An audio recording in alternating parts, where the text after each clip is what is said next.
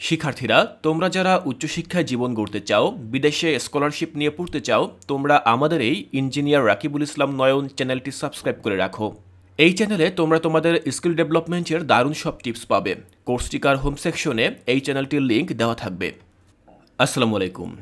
সপ্তম শ্রেণীর প্রিয় শিক্ষার্থীরা, তোমাদের ইতিহাস ও সামাজিক বিজ্ঞান খ বিভাগে যে প্রেক্ষাপট নির্ভর প্রশ্ন ছিল, এখানে মোট 5টি প্রশ্ন ছিল, 1, 2, 3, 4, 5। তো এই যে প্রশ্নগুলো রয়েছে এগুলোর মধ্য থেকে গত ক্লাসে আমি 1 নম্বর প্রেক্ষাপট নির্ভর প্রশ্ন এবং 2 নম্বর প্রেক্ষাপট নির্ভর প্রশ্নের সমাধান কিভাবে লিখবে তা আমি তোমাদেরকে বুঝিয়ে দিয়েছিলাম। তো আজকে আমি আলোচনা করব 3 নম্বর থেকে পরবর্তী যে প্রশ্নগুলো রয়েছে সেই প্রশ্নগুলোর সমাধান নিয়ে। প্রতিটি প্রশ্ন তোমরা কিভাবে লিখবে তা আমি তোমাদেরকে চেষ্টা করব খুব সুন্দরভাবে এবং সহজভাবে বুঝিয়ে দেওয়ার জন্য। তাই শিক্ষার্থীরা, চলো দেখে নিচ্ছি যে কিভাবে আমরা এই প্রেক্ষাপট নির্ভর প্রশ্নগুলোর উত্তর লিখতে পারি। শিক্ষার্থীরা, আমাদের বিষয় হচ্ছে সপ্তম শ্রেণীর ইতিহাস ও সামাজিক বিজ্ঞান। প্রশ্নের ধরন হচ্ছে রচনামূলক প্রশ্ন উত্তর, অর্থাৎ প্রেক্ষাপট নির্ভর প্রশ্ন। তো আমরা 1 এবং 2 এর আগেই দেখে নিয়েছি, আজকে দেখব 3। দেখো 3 নম্বরে আমরা যে প্রেক্ষাপট নির্ভর যে উদ্দীপকটি পড়ব সেখানে মূলত 2টি ঘটনা দেওয়া রয়েছে। দেখো ঘটনা 1 এবং ঘটনা 2।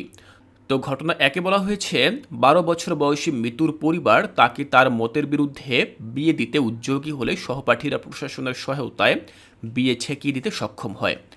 আর ঘটনা 2-এ বলা হয়েছে আবির আজ প্রথম দিন স্কুলে যাবে, মা তাকে বারবার বলছেন স্কুলে শিক্ষকদের সালাম দিবে, ক্লাসে শিক্ষক এলে উঠে দাঁড়াবে, জাতীয় সঙ্গীত চলাকালীন নড়াচড়া করবে না।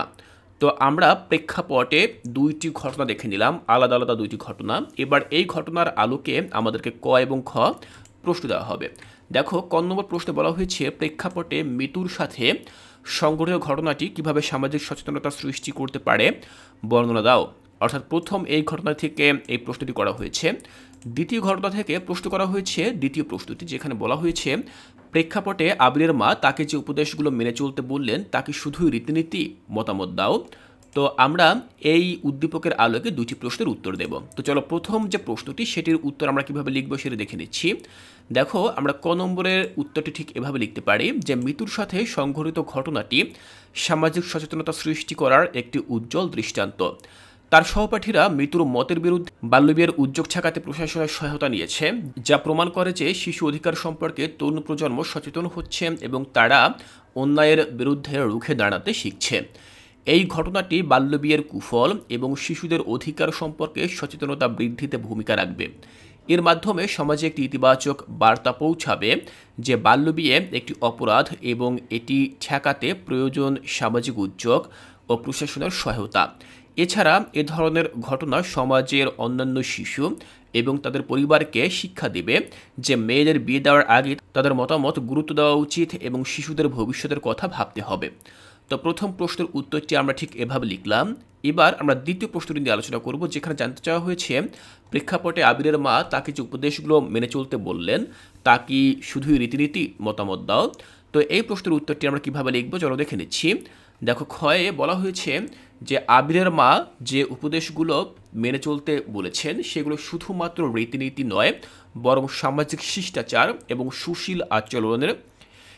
সুশীল আচরণের প্রতিফলন। শিক্ষকদের সম্মান দেওয়া, ক্লাসে শিক্ষকের উপস্থিতিতে উঠে দাঁড়ানো এবং জাতীয় সঙ্গীত চলাকালে নড়াচড়া না করা আমাদের সামাজিক মূল্যবোধ এবং শৃঙ্খলার অংশ। এসব উপদেশ শিশুদের মধ্যে শৃঙ্খলা, সম্মান, দেশপ্রেম এবং সামাজিক দায়িত্ববোধের ধারণা গড়ে তোলে। সুতরাং এটি শুধুই প্রথাগত রীতিনীতি নয়, বরং সামাজিক ও নৈতিক শিক্ষার একটি অংশ, যা শিশুদের একজন ভালো মানুষ এবং আদর্শ নাগরিক হিসেবে গড়ে তুলতে সহায়তা করে। তাহলে শিক্ষার্থীরা, তোমরা দেখলে যে খ নম্বর প্রশ্নের উত্তরটি ঠিক আমরা কিভাবে লিখতে পারি। আর এভাবেই আমরা প্রথম যে প্রেক্ষাপট নির্ভর প্রশ্নটি রয়েছে 3 নম্বর, এই 3 নম্বর প্রশ্নের উত্তরটি দিলাম। এবার আমরা চলো পরবর্তী প্রশ্নে চলে যাই। 4 নম্বর প্রশ্নের উত্তরটি দেখো। 4 নম্বর যে প্রেক্ষাপট সেখানে বলা হয়েছে সপ্তম শ্রেণীর শিক্ষার্থী ফারা বলল, আপা আমাদের বাড়ি সাতক্ষীরা জেলায় এই এলাকার পানি পানের অযোগ্য হয়ে যাচ্ছে। অপরদিকে রোকসানা আপা শ্রেণীতে শিক্ষার্থীদের এক ধরনের জ্বালানির কথা বলছিলেন যা সুদীর্ঘ সময় ধরে ভূগর্ভে সৃষ্টি হয়, কিন্তু আমাদের দেশে এই ধরনের জ্বালানি ক্রমান্বয়ে শেষ হয়ে যাচ্ছে। আমরা উদ্দীপকটি পড়লাম। এবার দেখো প্রশ্নগুলো পড়ে নেব। কয়ে বলা হয়েছে ফারায়ের এলাকার পানি পানের অযোগ্য হওয়ার কারণ বর্ণনা করো। দ্বিতীয় প্রশ্নে জানতে চাওয়া হয়েছে রোকসানা আপার বর্ণিত সম্পদ ভবিষ্যৎ প্রজন্মের জন্য ঘাটতি না হয় সেই লক্ষ্যে কী ধরনের পদক্ষেপ নিতে পারি, মতামত দাও। তো প্রথম প্রশ্নের উত্তরটি আমরা দেখব যে কী কারণে পানি পানের অযোগ্য হয়ে উঠছে। দেখো, আমরা লিখতে পারি ঠিক এভাবে যে ফারায়ের সাতক্ষীরা জেলার পানি পানের অযোগ্য হওয়ার প্রধান কারণ হলো লবণাক্ততা বৃদ্ধি। সাতক্ষীরা উপকূলীয় এলাকা হিসেবে পরিচিত, যেখানে সমুদ্রের লবণাক্ত পানি নদী ও মাটির নিচের পানির সাথে মিশে যায়। বিশেষ করে সাইক্লোন, ঝড় ও জলোচ্ছ্বাসের সময় এই লবণাক্ত পানি দ্রুত বিস্তৃত হয়। এছাড়া জলবায়ু পরিবর্তন ও সমুদ্রপৃষ্ঠের উচ্চতা বৃদ্ধি পাওয়ার কারণে লবণাক্ততার মাত্রা আরও বেড়ে গেছে। ফলে মাটির নিচের পানি এবং নদীর পানি ক্রমান্বয়ে লবণাক্ত হয়ে যাচ্ছে, যা পানের অযোগ্য। তাছাড়া শিল্প বর্জ্য ও দূষণের কারণে পানির গুণগত মানও কমে যাচ্ছে। তো আমরা প্রথম যে প্রশ্নটি সেটি পড়ে নিলাম, সেটির উত্তর দেখে নিলাম।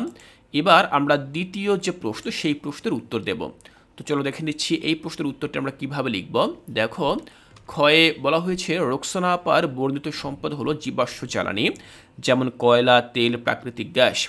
এই সম্পদগুলো ভূগর্ভে সুদীর্ঘ সময় ধরে জমা হয়, কিন্তু এগুলো সীমিত পরিমাণে পাওয়া যায় এবং ক্রমান্বয়ে নিঃশেষ হয়ে যাচ্ছে। ভবিষ্যৎ প্রজন্মের জন্য এই সম্পদগুলো সংরক্ষণ করতে হলে আমাদের অবশ্যই নবায়নযোগ্য জ্বালানির দিকে মনোযোগ দিতে হবে। নিম্নলিখিত পদক্ষেপগুলো আমরা নিতে পারি। দেখো, প্রথম পদক্ষেপ হচ্ছে নবায়নযোগ্য জ্বালানির ব্যবহার। তো আমি লিখেছি সৌরশক্তি, বায়ুশক্তি এবং জলবিদ্যুৎকে উৎসাহিত করে জীবাশ্ম জ্বালানির উপর নির্ভরশীলতা কমাতে হবে।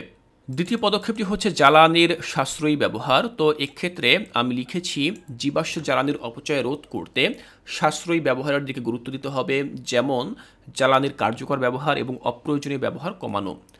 3 নম্বর ধাপে আমি উল্লেখ করেছি প্রযুক্তির উন্নয়ন। তো আমি এখানে বিস্তারিত লিখেছি গবেষণা ও উন্নয়নের মাধ্যমে জ্বালানি সাশ্রয়ী প্রযুক্তি তৈরি করতে হবে, যা কম জ্বালানি ব্যবহার করে বেশি কার্যকারিতা প্রদান করতে পারে। এবার দেখো, 4 নম্বরে যেই উদ্যোগটি আমি লিখেছি সেটি হচ্ছে বন সংরক্ষণ ও পুনর্নবায়ন। তো এক্ষেত্রে আমরা যে কাজটি করতে পারি তা হচ্ছে বনজ সম্পদ সংরক্ষণ এবং নতুন বনাঞ্চল সৃষ্টি করতে হবে, কারণ বনজ সম্পদ কার্বন ডাইঅক্সাইড শোষণ করে এবং পরিবেশের ভারসাম্য রক্ষা করে। আমরা এই 4টি পদক্ষেপ নিতে পারি এবং সবশেষে আমি ঠিক এভাবে শেষ করলাম যে এই পদক্ষেপগুলো গ্রহণ করলে জীবাশ্ম জ্বালানির ঘাটতি কমানো সম্ভব হবে এবং ভবিষ্যৎ প্রজন্মের জন্য পরিবেশ বান্ধব ও স্থিতিশীল একটি পৃথিবী নিশ্চিত করা যাবে। তো শিক্ষার্থীরা, তোমরা দেখলে যে কিভাবে এখানে থাকা প্রশ্নগুলোর সমাধান আমি তোমাদের সামনে উল্লেখ করলাম। আমি আশা করছি এখানে যেভাবে আমি প্রশ্নগুলোর উত্তর তোমাদেরকে দেখিয়ে দিয়েছি, এই প্রশ্নগুলোর উত্তর তোমাদের বুঝতে আর কোনো অসুবিধা নেই। প্রতিটি প্রশ্ন তোমরা যদি ঠিক এভাবে লিখো তাহলে আমি আশা করছি প্রতিটি প্রশ্নের বিপরীতে তোমরা 8 নম্বর পাবে। তোমাদের প্রেক্ষাপট নির্ভর অংশে মোট 5টি প্রশ্নের উত্তর দিতে হবে এবং 5টি প্রশ্নের জন্য তোমরা 5 গুণ 8 অর্থাৎ 40 নম্বর পাবে। শিক্ষার্থীরা, তোমাদের বার্ষিক পরীক্ষা অনেক অনেক ভালো হবে। তোমাদের জন্য শুভকামনা রইল।